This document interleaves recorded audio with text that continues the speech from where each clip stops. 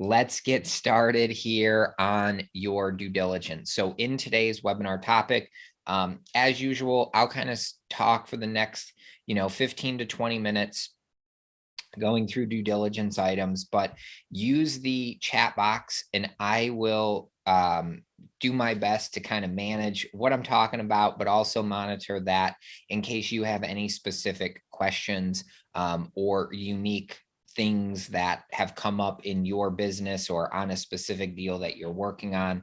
These webinars, we do them for all of you out there, and we want to help you as much as possible. So feel free to ask your questions, use the chat box or use the Q&A box, and I will do my best to address them throughout. And then, of course, we'll have some extra time at the end in order to get to any questions that you all have. So jumping into our first item on the agenda, what are the two types of due diligence? Well, there's physical due diligence and then there's financial due diligence. Those are the two types when we talk about getting your due diligence done. So physical due diligence is anything to do with the condition of the property or the location. So it's very important to get your physical due diligence done in a combination as well as on the financial and operational due diligence. So typically,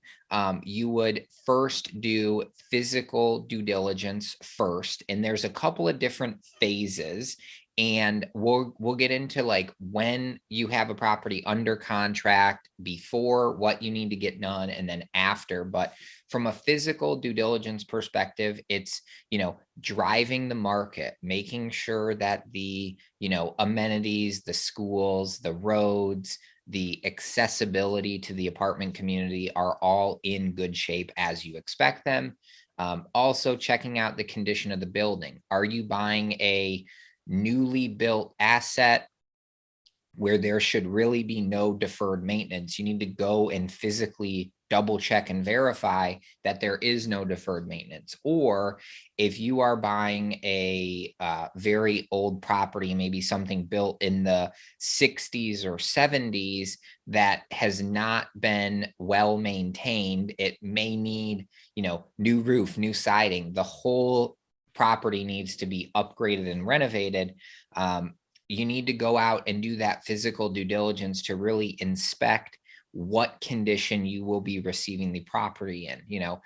If ever you have renovated a home or an apartment, as we all know, when you open up a wall, your workload only gets more complicated.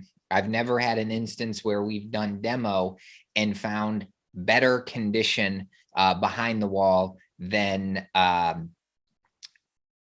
worse condition. So it's always been worse. It always costs more money.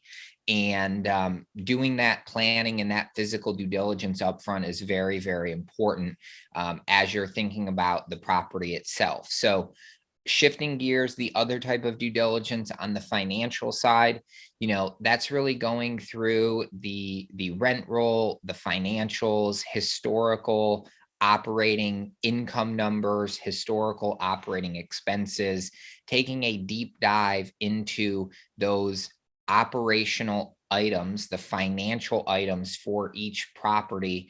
Again, very important and equally as important as the physical side to make sure that the property is functioning correctly. There's no anomaly expenses. There's no huge water bills that stand out that may present to you a leak or some sort of plumbing issue, piping issue, sewer line issue. So really taking a deep dive through those financials is very important, again, to understand how the property's functioned over the years, and can you identify any anomaly expenses that would require you to ask more questions as to why did this significantly high expense occur? What happened before? How was it corrected or remediated? And, what are we getting ourselves into? So when I think about our team, we do a great job of doing this, but, we have a couple of team members that are really experts in their own right. And so, we have one team member who really does a good job of overseeing the physical aspect of things, and another, analyst team member who does a great job of overseeing and picking through the financial due diligence items. So again, if you have no experience um inspecting physical property conditions, then you need to find someone to help you do that, in order to know what you're getting yourself into with a property. Um, if you have no experience looking at historical financials, T12s, rent rolls, Excel spreadsheets, you definitely need to have someone on the team who can help you do that, to ensure again that due diligence goes smoothly. You can really be prepared for the property that you are buying, and it makes for a smoother takeover when you know what you're getting into from a physical and financial perspective. So um, as you get into the acquisition mode and really starting to look at a lot more properties, because again, the whole goal that we all share in common is, buying more properties. And in order to buy one property, typically you need to look at 100 properties, make offers on 10 of those, and then acquire one of those. That's just a very loose rule of thumb out there. But if you have said in the past 90 days that there's no good deals out there, I would challenge you that you are not looking at enough deals. And looking at a lot of deals is a time consuming process. And so um, if you are trying to buy one or two deals per year, you could probably handle doing everything on your own. I and our team are just a firm believer in having a team of people, having partners or team members, whatever it requires to look at a lot of deals in order to buy several deals per year. And so think about that in your business, what's right for you, how to manage that. But again, you know, if you're going to try to buy one deal, you probably need to look at 100, make offers on 10, and ideally buy one. Uh, that being said, time management is extremely important. What do you do before you get a property under contract? So if we're going to look at 100 properties, you should be pretty familiar with the area, and with the properties in the surrounding community to kind of know what streets are good, where this location is. It's going to minimize your physical due diligence time requirement. And, typically, if we are looking at a deal, we know the market, we know the demographics, we know the job growth, the population growth, the average rent per square foot for like kind comps. And it doesn't require a significant amount of time when a new deal is in our pipeline. So let's say a broker gets a deal and they're ready to list it. And we get the email that, hey, the deal at 123 Main Street is now up for sale. Um, you need to know the market that you're in to, again, minimize your due diligence, physical due diligence time frame. And so as soon as that deal comes in, really our first step, once we know the market, we will do our financial due diligence. So we'll analyze the income, the expenses, and put that information into our underwriting model in order to see if the deal qualifies from our return perspective. Which again, if we can't meet our returns, then we're not going to spend any time going out to physically inspect the property. But once it does pass our return qualifications and the property itself meets our investment criteria, then we'll take that next step to get the physical site visit done. Again, it's really, you're doing the site visit to inspect what you expect. So if we expect a property to be built within the last 5 years, we would expect that there is no deferred maintenance. Roofs should not need to be replaced. Windows should be in great condition. The paint on the exterior, again, should be in great condition. So we inspect what we expect, and that helps us verify our underwriting that we don't need to account for additional capital expenditure items to renovate, repair, or improve the property. And so those are really the two things that take place before you get a deal under contract. So you're going to want to do some of your financial due diligence to underwrite it, make sure it qualifies. You're going to want to do your physical due diligence just to check the area, check the property itself. And then once you get that deal under contract, then you start to do a little bit more thorough due diligence from a financial perspective and from a physical perspective. So once you get a property under contract, what we like to do is very, very quickly during our due diligence period, we will have our team go out and inspect all of the units and walk the entire property, walk all buildings, walk the surrounding grounds, everything at the property to, again, make sure that it's in good condition, that, residents are actually living in each unit, that they have presented as occupied units, and so on and so forth to, again, double check that due diligence, that physical condition of the property. In addition to our personal due diligence at the property, we will also have our lender complete a lender site inspection. We will have a third-party firm complete a property condition assessment, a PCA report. In addition, they'll also do an environmental assessment report, and we'll do a zoning report. We'll do survey confirmation and an updated survey, as well as title work. So all of those items get done from a physical perspective as part of your due diligence process once you get a deal under contract.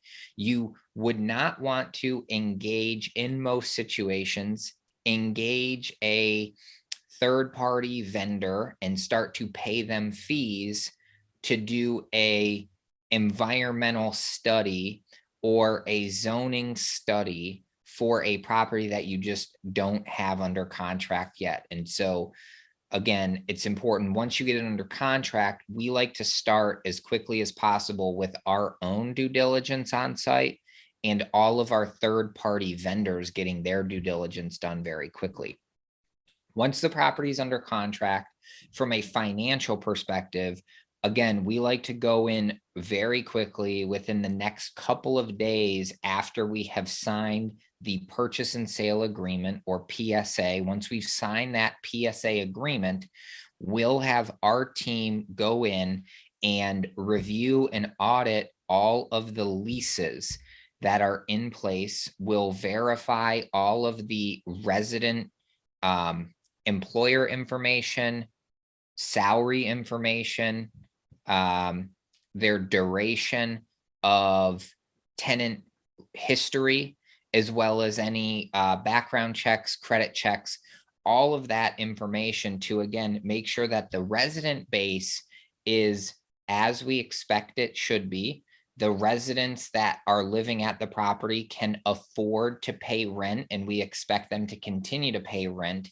And in addition, we'll go through and ask any of our very detailed financial questions from anything that was concerning to us over our review of the T12 income and expenses. So if, for example, 6 months ago, income was collected half as much as the months preceding and the months before, we would ask that question of, why was this month's income so low? What happened here? Explain this to us, help us understand what's going on. And so we'll be very thorough, very detailed, and very diligent from a financial perspective, as well as, verifying all of the leases in place and the resident background information is of the quality that was presented to us. So it's that time period for you to verify everything. It's very important to get that done. I'm going to pause and check for the questions in the Q&A box or the chat box. So feel free to use either one. Let me know what you have here. So a couple questions in here. Do these deals consist of on and off market? Yes, I would say that if you are going to go after off market deals, you should do this same exact due diligence process. Kind of before you get a deal under contract and after you get a deal under contract. The off market deals, it will be much harder to do your financial due diligence, right? If it's not on market, you won't have historical financial information. But if it's an off market deal, you could at least do a high level analysis to say, okay, this property that's off market is 100 units. The average rent in the area is $1,000 per month per unit. At a very high level, my numbers, my returns make sense if I can rent each unit for $1,000 a month. And so I would certainly pre-qualify off-market deals from a physical and financial as best you can. And then ideally you can get a property under contract if it is off market and get all of your due diligence completed in that period of time. So that takes care of that question. You can certainly reach out directly to owners. That's fine. How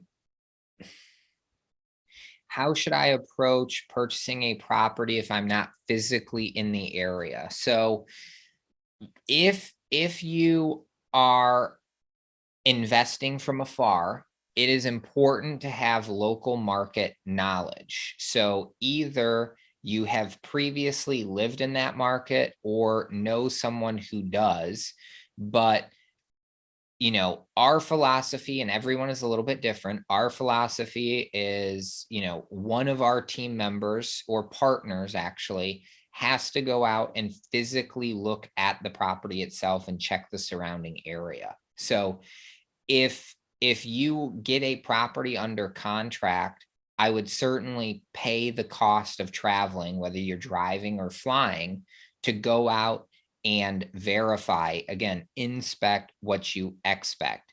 There's no reason you can't get anywhere in the country for about $500. And so $500 spend, or shoot, even $1,000 with a night stay at a hotel is well worth the expense to verify the physical area.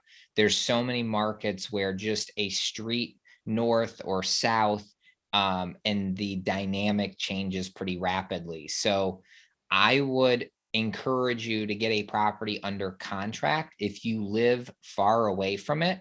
But once you get it under contract, you definitely need to go out and physically check the property and check the condition. Can the owner of an off-market property still provide financial information? Absolutely, they can. The owner of an off-market property may ask you to sign an NDA or some sort of agreement that you're not going to disseminate any of the financial information, but it's not uncommon to get a rent roll and a T12 from an owner who is thinking about selling. It just depends on that owner and their attitude towards the sales process. And again, I would just, you know, remain diligent, do whatever it takes to get a deal under contract or build that relationship with the owner so you can ideally get that deal, and continue to pursue it. So the other mindset shift is, if an owner is really difficult or sluggish to work with, any other person looking at buying that deal is having to deal with that same kind of um, owner with the bad attitude or whatever. And so just because they're difficult to work with, they're difficult to work with for anyone else trying to buy that deal. So again, keep a positive attitude and be persistent, be kind, try to be helpful. And if you can, ideally win them over, you might have a great opportunity to get a deal, because a lot of other people interested in buying it will get frustrated and annoyed, and they won't want to deal with some owner who is a little bit challenging to work with. What does T12 stand for? T12 is trailing 12 months of financials. So this is the report that summarizes all of the income collected on a monthly basis for the last 12 months and all of the expenses paid out. So it's a very important report to understand the property operations, how much income was made, how much expenses were, and what was the net operating income month over month. It gives you a great historical information. How do you feel is the most successful approach to local brokers on getting information sent to you for properties they are listing? Being new to a market, they may not take you seriously or have other go-to people. Correct. So the basic question is, how can you build a relationship with a broker in order to get the best deal flow or be taken seriously? So number one, it's a very difficult thing. You can have coffee meetings, have phone calls, go to property tours, but you have to be in front of these brokers in order to get deal flow. And so I would just do whatever you can in order to have face-to-face interactions with them. So either grab a coffee or literally go tour every deal that they are selling and build a relationship with them. Talk about their family, talk about their favorite sports team, talk about their favorite restaurant, build some sort of rapport that you can be friendly with them, and see, how they're doing, what's going on, how you can help them, how they can help you, and just kind of build that up in order to be, a go-to person on their list. You have to close a deal with them to build that credibility. And that's one of the most important and useful pieces that you can do if you're new to a market, is get a deal under contract and buy it. And then you can build off of that credibility and that track record, to be taken a little bit more seriously and win more deals. Couple questions in the Q&A box. How and when do you involve a property manager in your underwriting and due diligence process? So it's going to be a little bit different for everyone. If you don't currently own a property and don't have a relationship with a property manager, it's going to be a little bit harder, but I would encourage you to try to follow the same process. So we have our property manager underwrite on their own before a property is under contract and after the property is under contract. So they participate alongside us in physical and financial due diligence. They participate alongside us before we have a deal under contract and after we have a deal under contract. So they are side by side with us throughout the whole process. And that's a very important piece. We've got a great relationship with our management company. And if you don't have that, I would still encourage you to try to work with a manager before you get a deal under contract and after, to work alongside you throughout both of those processes. Give me just 1 second here. I need to take a 30-second pause.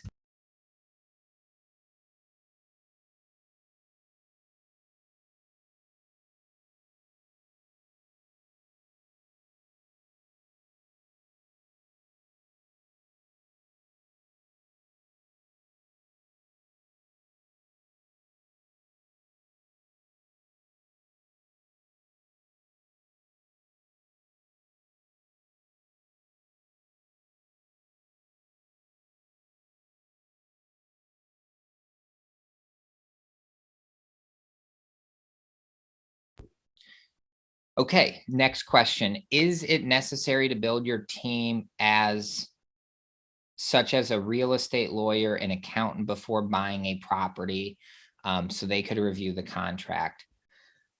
Um, from an accounting perspective, I don't think you need to have them lined up or review anything before you get a deal under contract. Um, Certainly, you will want an attorney to review the PSA, purchase and sale agreement, or the contract prior to you signing it. So ideally, you find a deal, you get it under, you find a deal and you have an agreement with the seller or the broker that they are going to sell you the deal. You will be the buyer. You get a draft of the contract. You will review that contract yourself, and you will have an attorney review that contract to make sure that there's nothing crazy or unique in there, and that everything looks good. And then you will sign the contract or make some revisions to the contract and ultimately get it agreed upon by both parties. And then you will, again, kick off your due diligence after your contract is signed for that. How do you project Capex expenses on your underwriting and come up with the right price? So Capex expenses are something, is knowledge that you accumulate over time. So if you know nothing about Capex or operating expenses for a property, I would encourage you to get the input of a management company who has many years of experience operating and overseeing a property. We have several videos out there with kind of rules of thumb as far as how much dollars you should allocate per door for each line item in your expenses. But again, you definitely need to come up with a detailed budget once you get a property under contract, or even before it's under contract, if you have significant Capex going on. So for example, if you are renovating an entire unit with new flooring, new cabinetry, new appliances, new HVAC, new paint, new fixtures, new plumbing, the whole 9 yards, that could be extremely, extremely expensive. And you need to be extremely detailed and really overestimate your Capex. So if you don't know or are not confident in your ability to do that, work with a manager who has the experience, get contractors or vendors to quote prices for you, and then build it out from there.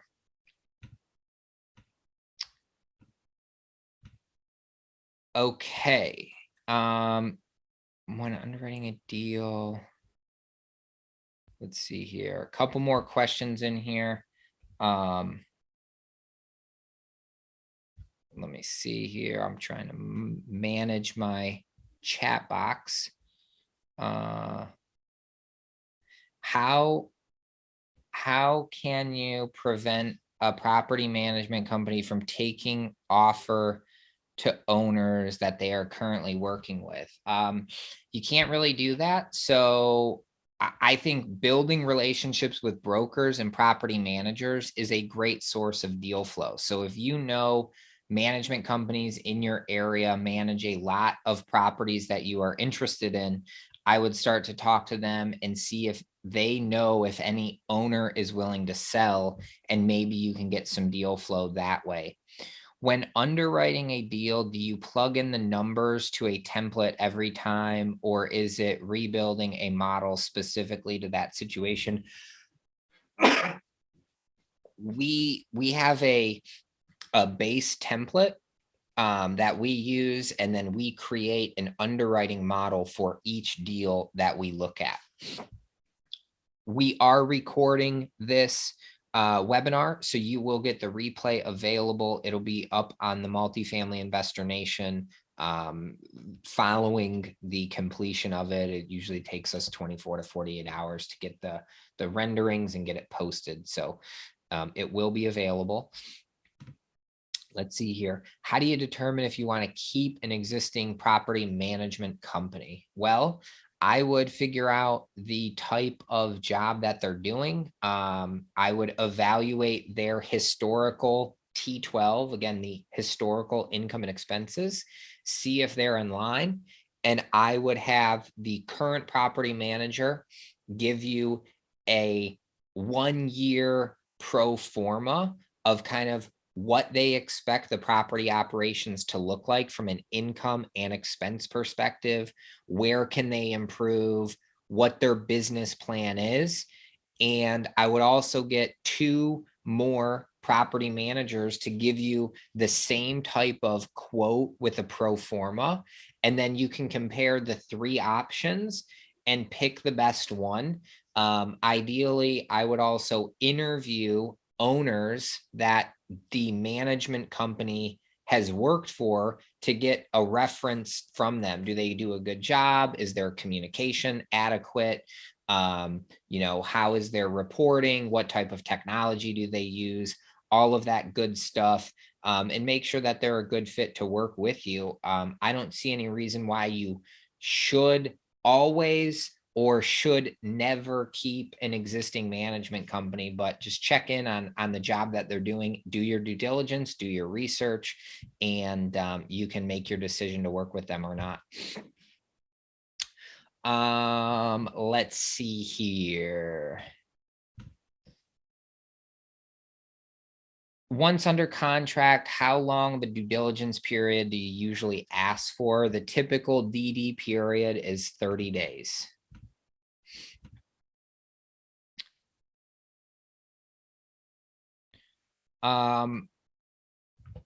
Education books, courses, do you recommend to get further commercial real estate knowledge? Check out all of the videos that we have available. There's excellent resources on the internet to learn about the commercial real estate world. Literally, the best experience you can get is go out and buy a property, whether it's a 2-unit or a 200-unit property. You're going to learn the most by doing and by figuring it out as you go. Any kind of situation that you encounter or challenge in the ownership world of real estate, someone else has gone through. So having a good network of people that you can go and ask questions to is also a great kind of skill or resource to have in your back pocket. So if you're ever in a situation where you bought a property, a certain challenge is occurring, go to your network and say, hey, how have you all handled this before? What can I do to kind of get this corrected? And again, you can learn and read for the next 20 years, but you will learn more by doing in real estate. So I would encourage you to get a property under contract, own it, operate it, and learn as you go. You'll learn a lot more along the way, but tap into your network as well. How do you keep an eye on property managers, and make sure that they are doing what they should be? This is what we call asset management. We've done some great videos on what asset management is and how to work alongside your property manager.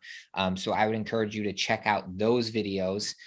With that being said, I think I've got through all the questions in here. Um, in here for today. I'm trying to read one more.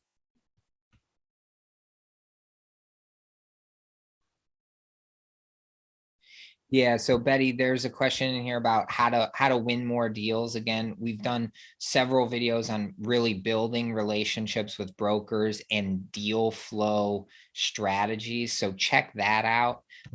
That should help. It's a lot of legwork, a lot of calling, a lot of follow-up, a lot of research, but spend the time and you can find something that's out there.